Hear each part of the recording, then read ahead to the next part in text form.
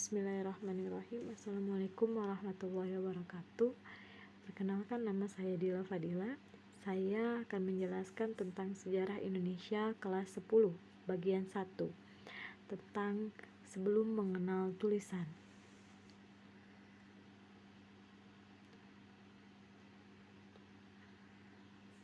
Mari kita simak cerita berikut ini. Saya akan bercerita tentang Butet Manurung. Bertahun-tahun Butet Manurung mengabdikan dirinya keluar masuk hutan untuk mengajari menulis dan membaca suku anak dalam di Jambi. Ia meninggalkan kehidupannya yang mapan dan memilih untuk mengabdikan diri menjadi guru. Kehidupan masyarakat suku anak dalam memang masih sangat sederhana. Untuk mempertahankan hidupnya, mereka masih mengandalkan hasil hutan. Bahkan, dalam hidupnya, mereka masih sering berpindah-pindah dan membuka hutan yang baru, sehingga hidupnya nomaden dan subsisten. Karena hidupnya yang hanya mengandalkan alam, maka suku anak dalam harus bisa menjaga kelestarian hutannya, karena hutan adalah rumah dan ladangnya. Untuk itulah mereka mempunyai beberapa pantangan untuk menjaga hutannya. Segala pantangan dan hal-hal yang diperbolehkan untuk menjaga alamnya, itulah kemudian yang disebut sebagai kearifan lokal. Karena sifat hidupnya sering berpindah, maka tinggalan peradabannya pun masih sangat sederhana. Tetapi dalam kesederhanaannya, mereka mampu bersikap arif terhadap alam. Berdasarkan cerita tentang Butet Manurung ini, kita dapat mengambil kesimpulan bahwa di Indonesia masih ada masyarakat yang belum mengenal tulisan. Kita lihat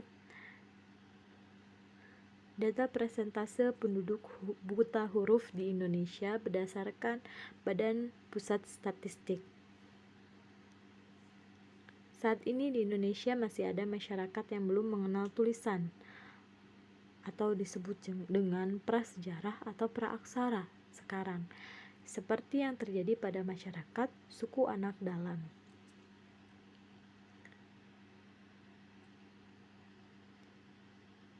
Oke, ada beberapa orang yang menyebutkan bahwa penggunaan istilah prasejarah untuk menggambarkan perkembangan kehidupan dan budaya manusia saat belum mengenal tulisan merupakan suatu hal yang kurang tepat. Mengapa? Kita lihat dari artinya. Pra artinya sebelum dan sejarah artinya peristiwa yang terjadi pada masa lalu yang berhubungan dengan aktivitas dan perilaku manusia. Jadi, prasejarah artinya sebelum sejarah, sebelum adanya sejarah. Sebelum ada sejarah berarti sebelum ada aktivitas kehidupan manusia. Dalam kenyataannya, sekalipun belum mengenal tulisan, makhluk yang dinamakan manusia sudah memiliki sejarah dan sudah menghasilkan kebudayaan. Oleh karena itu, para ahli mempopulerkan istilah praaksara untuk menggantikan istilah prasejarah.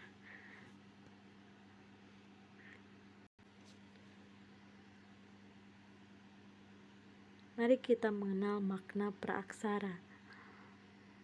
Praaksara berasal dari dua kata, pra dan aksara. Pra artinya sebelum, aksara artinya tulisan. Jadi, praaksara adalah masa kehidupan manusia sebelum mengenal tulisan. Istilah praaksara dianggap sebagai istilah yang tepat. Nah, sekarang muncul pertanyaan baru. Kapan waktu dimulainya zaman praaksara? Kapan zaman praaksara berakhir?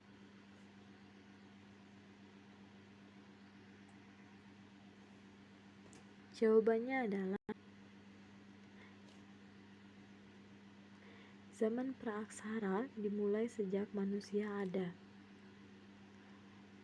Sedangkan zaman praaksara berakhir setelah manusia mulai mengenal tulisan.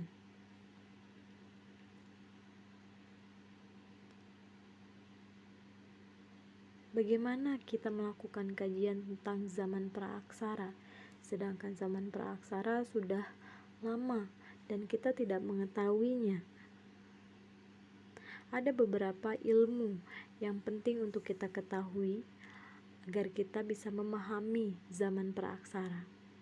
Yang pertama ada ilmu arkeologi, yang kedua ilmu geologi, yang ketiga adalah ilmu biologi, serta ilmu percabangan lainnya. Yang pertama kita bahas tentang ilmu arkeologi. Ilmu arkeologi yaitu bidang ilmu yang mengkaji bukti-bukti atau jejak tinggalan fisik seperti lempeng artefak, monumen, candi, dan lain-lain. Yang kedua adalah ilmu geologi dan percabangannya, terutama yang berkenaan dengan pengkajian tentang usia lapisan bumi.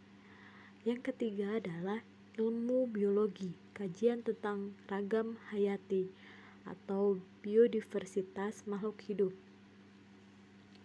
Kita dapat mengetahui tentang zaman praaksara dari ilmu-ilmu tersebut. Kita bisa mengetahui dari lempeng artefak, monumen, candi yang ada di sekitar kita.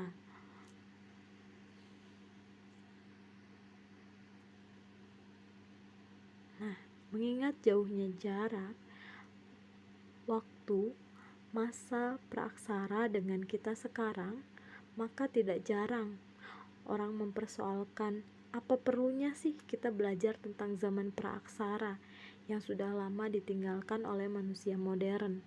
Hal itu merupakan pandangan sesat.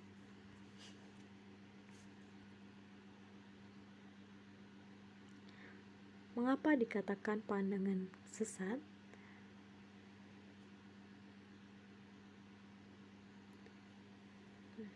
Saya akan membahas tentang arti penting dari pembelajaran tentang sejarah kehidupan zaman praaksara.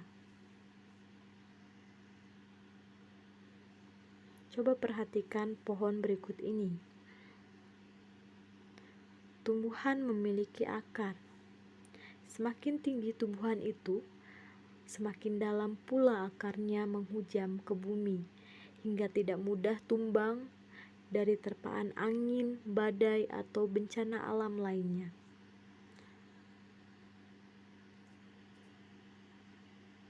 Hal ini sama dengan manusia. Manusia semakin berbudaya, seseorang atau kelompok masyarakat semakin dalam pula kesadaran kolektifnya tentang asal-usul dan penghargaan terhadap tradisi. Manusia yang melupakan